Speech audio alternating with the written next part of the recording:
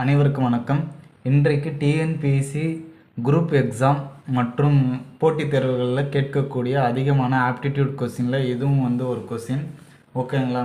ஏற்கனவே பார்த்திங்கன்னா சிம்பிளிஃபிகேஷன், தனி வட்டி இந்த மாதிரி சம்மந்தமான டிஎன்பிஎஸ்சியில் கேட்கக்கூடிய கணக்குகளை ஒரு வீடியோவாக மேக் பண்ணி போட்டிருக்கேன். கண்டிப்பாக நீங்கள் அதை பார்க்கணுன்னா அதனுடைய லிங்க் நம்முடைய சேனல் டிஸ்கிரிப்ஷனில் கொடுத்துருக்கேன்.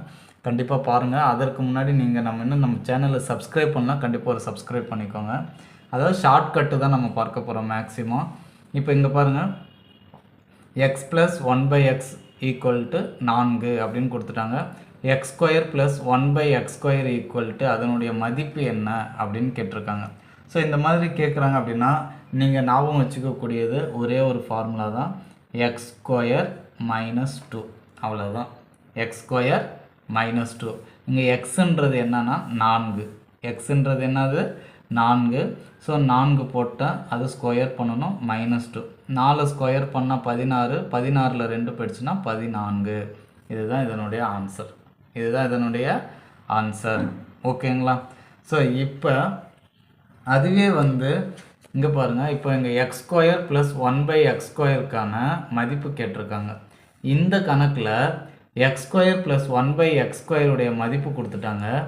எக்ஸ் ப்ளஸ் 1/xக்கான மதிப்பு கேட்குறாங்க அப்படின்னா நாம் ஐடென்டிஃபை பண்ணிக்கோங்க. நல்லா ஈஸியாக அண்டர்ஸ்டாண்ட் பண்ணி தான் போடணும். இப்போ இங்கே பாருங்கள், 36 இருக்குது. என்ன இருக்குது? 34 இருக்குது. ஓகேங்களா? ஸோ நம்ம இந்த மாதிரி கணக்கு கேட்டால் என்ன பண்ணுவோம்? எக்ஸை ஸ்கொயர் பண்ணுவோம்.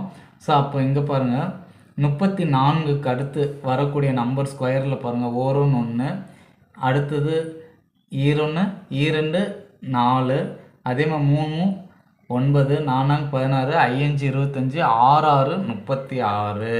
ஸோ இதே ஃபார்முலா தான் எக்ஸ் ஸ்கொயர் -2 ஞாபகம் வச்சுக்கோங்க. ஸோ இதில் என்ன பண்ண போகிறோம்? 6 ஸ்கொயர் பண்ணுறோம். 6 ஸ்கொயர் பண்ணால் என்ன வரும்? 36. 36ல் 2 போயிடுச்சுன்னா 34. ஓகேங்களா? அப்படி இல்லைன்னா நீங்கள் இதோட 2 கூட்டிக்கோங்க. கூட்டினா என்ன வரும்? 36 வரும். அப்போ 36 என்ன பண்ண போகிறோம்? அதனுடைய ஸ்கொயர் என்னன்னு பாருங்கள், 6 தான் ஸ்கொயர் பண்ணால் 36. அப்போ அதுதான் ஆன்சர் தான் 6. ஓகேங்களா? இப்போ இதில் 2 கழிக்கிறோம், இதில் 2 கூட்டுறோம். அவ்வளோதாங்க. உங்களுக்கு புரியுதுங்களா? ஸோ இப்போ இதில் இன்னொன்று இருக்குது. ஸோ இங்கே ரெண்டுமே ++ன்னு இருக்குது. ஸோ மைனஸ் பண்ணிட்டோம். சப்போஸ் இங்கே ப்ளஸ் வரும், இங்கே மைனஸ் வரும். ஸோ மாறி மாறி வரும். அப்படி இருந்தால் நீங்கள் என்ன குறி யூஸ் பண்ணணும்னா, நல்ல ஞாபகம் வச்சுக்கோங்க, ++ன்னு வந்தால் மட்டும்தான் நீங்கள் மைனஸ் யூஸ் பண்ணணும். ஓகேங்களா? மீதி எப்படி வந்தாலும் மைனஸ் ப்ளஸ்ஸாக இருக்கலாம், ப்ளஸ்ஸு மைனஸாக இருக்கலாம், இல்லை மைனஸாக இருக்கலாம். ஸோ இந்த மாதிரி வந்தால் எல்லாத்துக்குமே நீங்கள் ++ தான் யூஸ் பண்ணணும். ஓகேங்களா? ஸோ அதற்கு ஒரு எடுத்துக்காட்டாக நம்ம பார்ப்போமா? அதாவது என்னென்னா, இதே சம் வச்சுக்கோங்க, x plus 1/x equal to 4ன்னு வச்சுக்கிறோம். ஸோ அடுத்தது இதுவே எக்ஸ் ஸ்கொயர் மைனஸ் 1/x ஸ்கொயருக்கான மதிப்பு என்னன்னு கேட்குறாங்க. இங்கே ப்ளஸ் இருக்குது, இங்கே மைனஸ் இருக்குது. ஸோ இப்போ பாருங்கள், ப்ளஸ்ஸு மைனஸ் அப்படி வந்தால் என்னது? ப்ளஸ்ஸு மைனஸ் வந்தால் ப்ளஸ் பண்ணிக்கணும். அப்போ இதற்கான ஃபார்முலா எக்ஸ் ஸ்கொயர் ப்ளஸ் 2. ஓகேங்களா? எக்ஸுன்றது என்னது? 4. 4 ஸ்கொயர் பண்ணால் என்னது? 16. 16ஓட 2 கூட்டினா 18. இதுதான் இதனுடைய ஆன்சர். இப்போ உங்களுக்கு புரிஞ்சிருக்குன்னு நினைக்கிறேன். ஸோ இந்த கணக்குகளுக்கு எக்ஸு கொடுத்து எக்ஸ் ஸ்கொயர் கொடுக்குறாங்கன்னா நம்ம ஞாபகம் வச்சுக்கக்கூடியது எக்ஸ் ஸ்கொயர் +or-2 ஞாபகம் வச்சுக்கோங்க. இதில் ப்ளஸ்ன்றது ப்ளஸ்ஸு மைனஸ், அதாவது ++ன்னு வந்தால் மட்டும்தான் மைனஸ் யூஸ் பண்ணணும். மீதி 3க்குமே நீங்கள் ப்ளஸ்ஸு தான் யூஸ் பண்ணுறீங்க. ஸோ அவ்வளோதான். ஓகேங்களா? அடுத்த மாடல் பார்க்கலாமா? முதல் கணக்கில் நம்ம என்ன பார்த்தோம்னா, எக்ஸ் கொடுத்துருந்தாங்க, எக்ஸ் ஸ்கொயர் கொடுத்தாங்க. அப்போ அதற்கான ஃபார்முலா எக்ஸ் ஸ்கொயர் -2ன்னு யூஸ் பண்ணோம். இப்போ எக்ஸ் க்யூப் கொடுத்துருக்காங்க.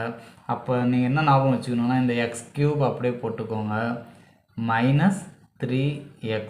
அவ்வளோதான், எக்ஸ் க்யூபு -3x.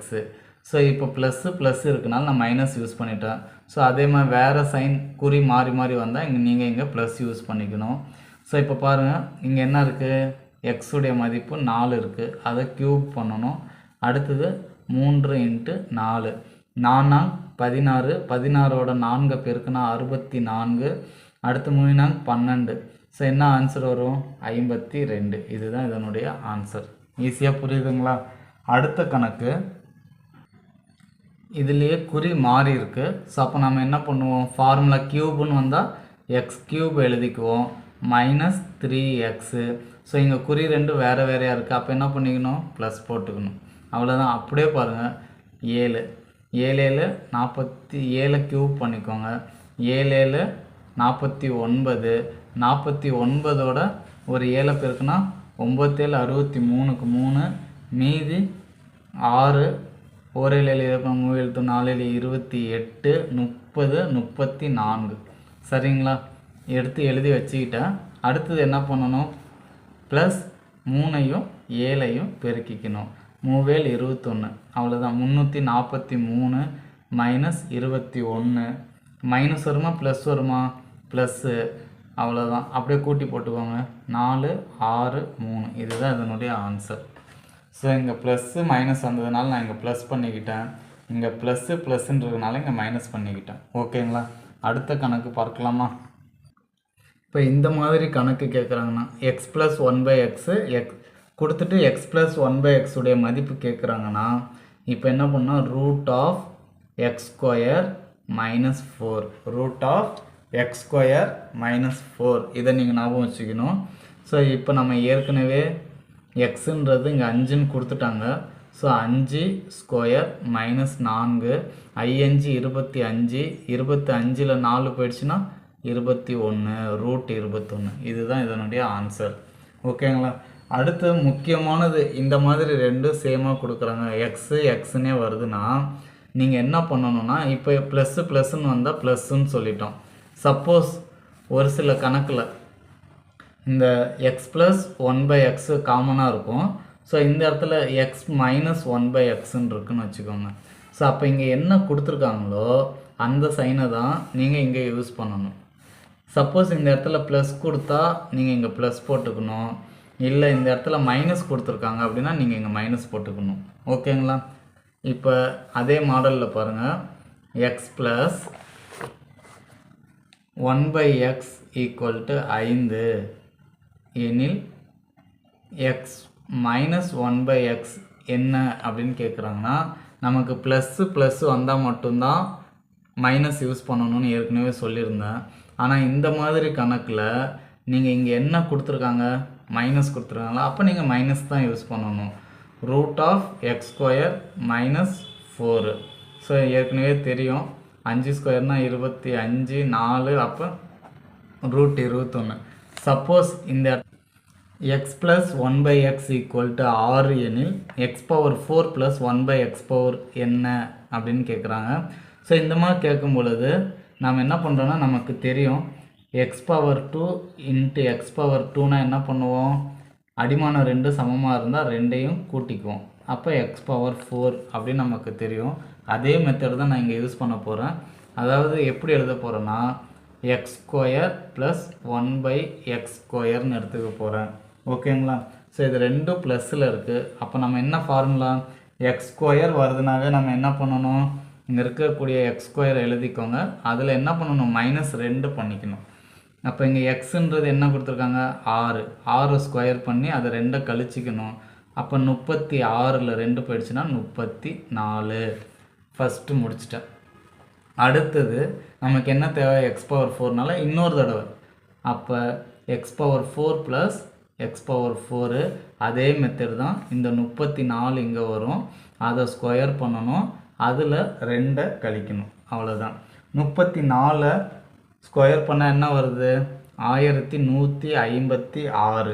இதில் 2 கழிச்சிட்டா 1154. ஓகேங்களா? ஸோ இப்போ x⁴ வந்தால் ஃபஸ்ட்டு x²க்கான ஃபார்முலாவை யூஸ் பண்ணி போடுறோம். வர ஆன்சரை திரும்ப அதே மாதிரி x² ஃபார்முலாவை யூஸ் பண்ணி போட்டுக்கிறோம். ஓகேங்களா? அடுத்த கணக்கு